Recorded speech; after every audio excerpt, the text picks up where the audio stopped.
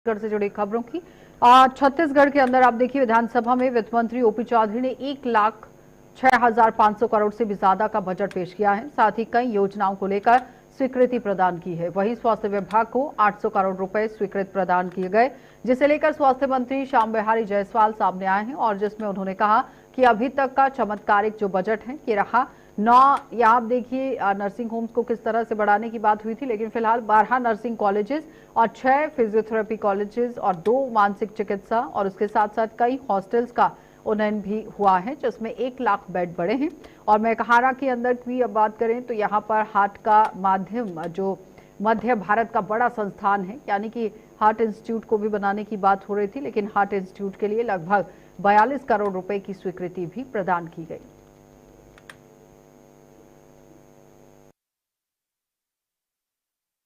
देखिए, स्वास्थ्य विभाग का जो बजट था अभी तक का चमत्कारिक बजट था। आपने देखा होगा कि 12 नर्सिंग कॉलेज, 6 फिजियोथेरेपी कॉलेज, 2 मानसिक चिकित्सालय, उसके साथ साथ कई हॉस्पिटलों का उन्नयन हुआ है। उसमें लगभग 1000 बेड बढ़े हैं। एक मेडिकल कॉलेज भी उसमें आया है।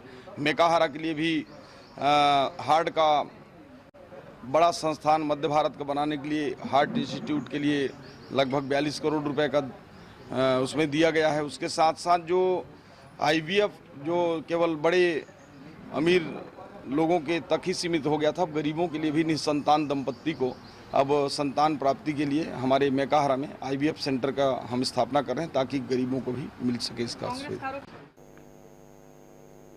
बहुचर्चित सीडी कांड मामले में आज स्पेशल कोर्ट में सुनवाई हुई और इस दौरान छत्तीसगढ़ के पूर्व मुख्यमंत्री भूपेश बघेल न्यायालय में उपस्थित हुए। उनके बचाव पक्ष की वकील मनीष दत्त ने बताया कि आज स्पेशल जज के न्यायालय में चार्ज पर सुनवाई हुई है और साथ ही साथ सुनवाई के दौरान भूपेश बघेल ने न्यायालय को बताया कि ना तो उन्होंने कोई सीडी बनाई और ना ही उसका कोई उपयोग किया है। तो बचाव पक्ष की ओर से मामले में अपनी दलीलें पेश की जा रही हैं। सुनवाई के बाद अदालत की अनुमति से ही भूपेश बघेल विधानसभा पहुंचे। इस दौरान उनके वकील मनीष दत्त ने मीडिया से बातचीत करते हुए कहा कि मामले में अभी आर्गुमेंट्स चल रहे हैं और न्यायालय की प्रक्रिया पूरी होने के बाद ही आगे की स्थिति स्पष्ट होगी।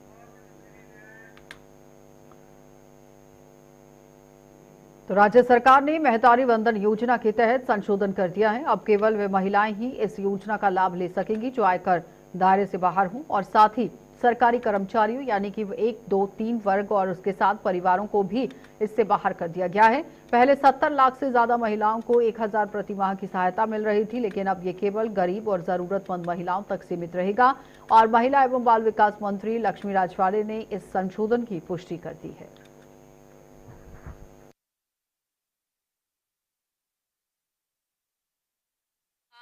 देखिए, क्योंकि रही बात, हमने जब क्राइटेरिया निर्धारित किया, हमने कहा था कि महिलाओं को महतारी वंदन योजना का लाभ देंगे।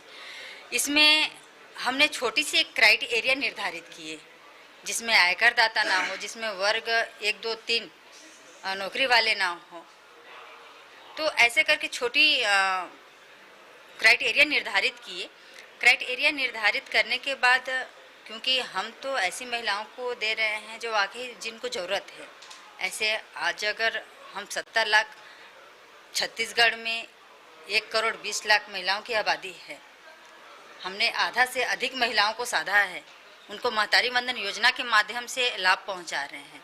रही बात, जो सदन में जो बात रखी गई कि विधवा पेंशन, विधवाओं का जो पैसा है वो हमारे महतारी वंदन योजना का पूरा पैसा जा रहा है कि या फिर उसमें कटौती की जा रही है। तो हमने उसमें कहा कि हम अंतर की राशि दे रहे हैं।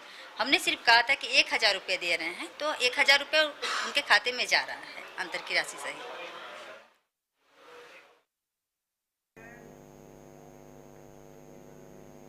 तो जगदलपुर नगर निगम आयुक्त निर्भय कुमार साहू निलंबित कर दिए गए हैं। राजधानी रायपुर से सटे हुए आभनपुर में वर्तमान जगदलपुर निगम आयुक्त और तत्कालीन एसडीएम ने मुआवजे के वितरण में बड़ी अनियमितताएं यहां पर की थी। और बताते चलें कि कायदे से 6 लेन रोड के लिए भी किस तरह जमीनों के अधिग्रहण के लिए 35 करोड़ मुआवजा बनाना चाहिए था, मगर निर्भय कुमार साहू ने छोटे टुकड़ों का खेल करके मुआवजे की रकम को 326 करोड़ कर डाला। कमाल की बात यह है कि इसमें 248 करोड़ का वितरण भी हो गया है। बचे हुए 78 करोड़ को लेकर किसानों ने जब बवाल किया तो स्कैम का भांडाफोड़ हो गया।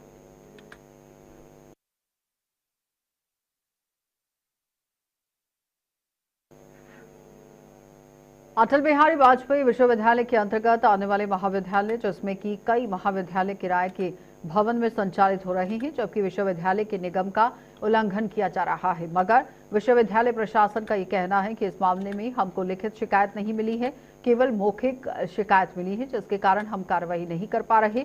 विश्वविद्यालय प्रशासन का ऐसा कहना है, और या फिर लगता है कि राजनीतिक दबाव उनके ऊपर आ सकता है, मगर छात्रों का भविष्य के साथ खिलवाड़ किया जा रहा है और शासन और विश्वविद्यालय प्रशासन इस मामले में मौन किए हुए हैं। अधिकांश महाविद्यालय नेताओं का व्यापार बना हुआ है।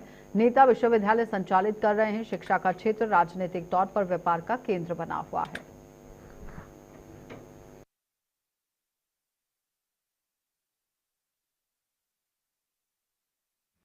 देखिए केसरी जी, किसी भी महाविद्यालय को जब हम अपने विश्वविद्यालय संबद्धता देते हैं, उससे पहले जो है महाविद्यालय शासन से अनुमति लाता है। उनकी एक कमेटी होती है, वो अप्रूव करता है। हम भी एक कमेटी बनाते हैं, उसके अनुसार जो है अनुमोदन को उपरांत संबद्धता दी जाती है।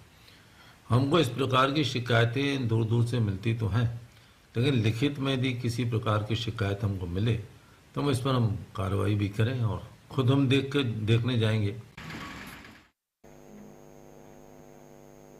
छत्तीसगढ़ में बालोद जिला का वाटर रिचार्ज के नाम से जाना जाता है, क्योंकि यहां ब्रिटिश जमाने का आप देखिए बना हुआ खरखरा जलाशय जैसे बड़े बड़े बांध उपलब्ध हैं और दर्जनों पानी संग्रहण करने का केंद्र है। फिर भी ग्रामीण क्षेत्र आज भी पानी की एक एक बूंद के लिए तरस रहा है। खैरवाही, ठेकापार जैसे क्षेत्र के 50 गांव वालों को निस्तारी पानी के लिए प्रशासन का मुंह ताकना पड़ता है, तो विभाग को आज तक पानी नहीं मिल पा रहा। किन किन गाँव में पानी की समस्या होती है, क्योंकि वे कभी पूछने नहीं जाते। मूलभूत सुविधा उपलब्ध कराने के लिए ही इनकी नियुक्ति व्यवस्था पालिका में की जाती है।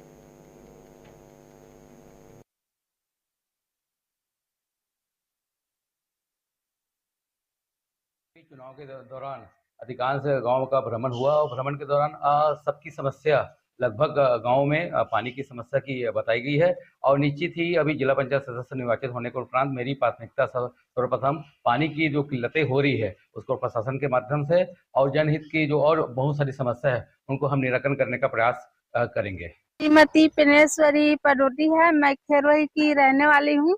हमारे गांव में फरवरी माह से पानी की बहुत ही समस्या है और मार्च में भी तो बहुत ही कम हो जाएगी, जिसे हमें नहाने धोने के लिए बहुत परेशानी होगी और जानवरों को पानी पिलाने के लिए भी समस्या होगी।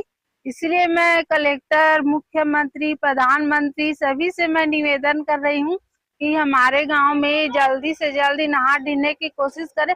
अगर पानी की कोई समस्या नहीं समझेंगे तो हम लोग सभी महिला बूंदी बाल्टी लेकर हम सब चक्का जाम करेंगे सड़क में बैठकर, तभी उन लोगों को समझ आएगी। और हमारे गांव में पानी के बहुत समस्या है और फरवरी माह से पानी के बहुत तकलीफ है कि हमारे गांव में पानी पूरा होना चाहिए, है ना। और हमारे गांव में जानवर के और नहाने धोने के लिए भी बहुत समस्या है, तो हम लोग पानी के बारे में हम लोग बोल रहे थे। कलेक्टर और मंत्री भी बोला था कि हमारे गांव में पानी बहुत जरूरी है और जानवर और आदमी के लिए भी सब पानी के लिए त्रस्त है। हम लोग नहर को जल्दी से वो लोग शुरू करें। सक्ती जिले के थाना चंद्रपुर से एक घटना सामने आई है, जहां घर में घुसकर नकाबपोश बदमाश ने ग्रामीण महिला पर जानलेवा हमला कर दिया और जानलेवा हमला करने के बाद ग्राम पेंड्रुवा निवासी मीना पटेल के घर के अंदर, यहां आप देखिए ये बेडरूम में थी, तभी अचानक दोपहर 1 बजे के करीब एक नकाबपोश घर के अंदर घुस गया और उसके बाद घटना को अंजाम दिया गया। पुलिस कार्रवाई में जुट गई है।